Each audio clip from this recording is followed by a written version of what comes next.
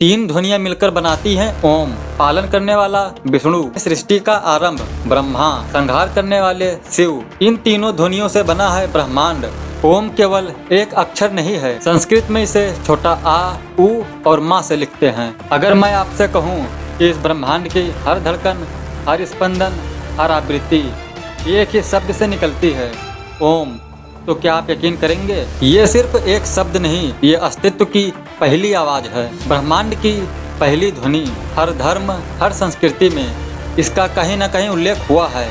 लेकिन असली रहस्य क्या है ओम का? क्या यह एक सिर्फ मंत्र है या फिर कोई अलौकिक कोड?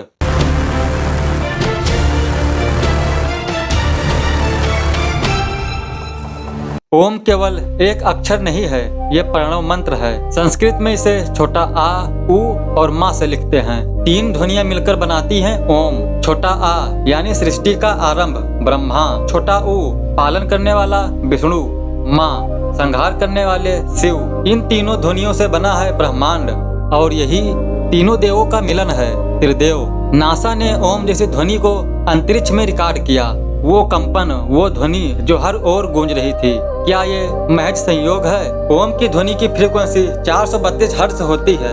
ये ध्वनि पृथ्वी, जल और शरीर पर असर डालती है। हर महान सभ्यता ने इसी ध्वनि को अपनाया, चाहे वो माया सभ्यता हो या प्राचीन मिस्र। क्योंकि ओम केवल हिंदू धर्म का नहीं है, यह यूनिवर्सल ट्रुथ है। ऑक्सफोर्ड यूनिवर्सिटी के पूर्व निदेशक पीटर रूसल ने ओम मंत्र पर रिसर्च की है और उसे एक कॉस्मिक फार्मूला के रूप में बताया। उसने कहा, Om is the E=mc² of consciousness.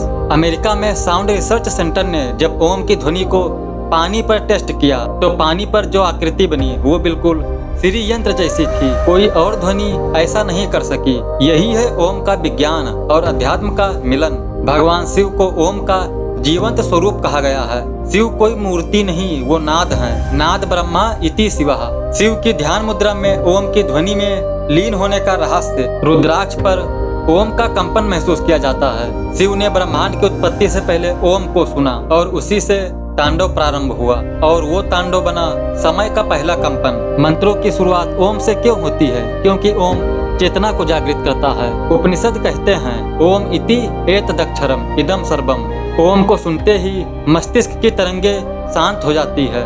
Gayatri मंत्र, महामृत्युंजय मंत्र, ये सारी जितने मंत्र हैं, इनकी शुरुआत बिना ओम से नहीं होती है। क्योंकि ओम का अर्थ है मैं स्वयं ब्रह्म हूँ। एक प्राचीन कथा आती है कि एक ऋषि थे, उन्होंने हजारों वर्षों तक तप किया और जब उनके कान में पहली कोई ध्वनि आई तो वो था ओम। ऋषि अष्टावक्र के अनुसार ओम को सुनो, वो कोई शब्द नहीं, सत्य प्रकट होगा। जब एक यक्ष ने युधिष्ठिर से पूछा कि इस ब्रह्मांड की सबसे गुप्त शक्ति क्या है, युधिष्ठिर ने कहा ओम, क्योंकि वही ब्रह्म है, वही आत्मा है और वही है अंतिम लक्ष्य। ध्यान में ओम जपने से माइंड काम होता है। 21 बार ओम को जप करने से शरीर की हर कोशिका में ऊर्जा फैलती है। ओम को केवल बोला नहीं जाता है, ओम को महसूस किया जाता है आत्मा के स्तर पर।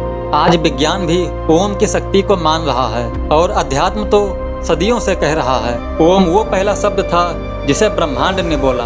जब कुछ नहीं रहेगा, ना नाम ना शरीर, तब केवल एक ही ध्वनि गूंजेगी, वो है ओम। वही तुम्हारा आरंभ है, वही अंत, वही सत्य है और वही है शिव। मैं शिवम गोस्वामी अब इस वीडियो को यहीं पे खत्म करता हूँ। फिर मिलेंगे एक अगले वीडियो में एक रहस्यमयी कहानी के साथ। तब तक के लिए बहुत बहुत धन्यवाद। हर हर महादेव।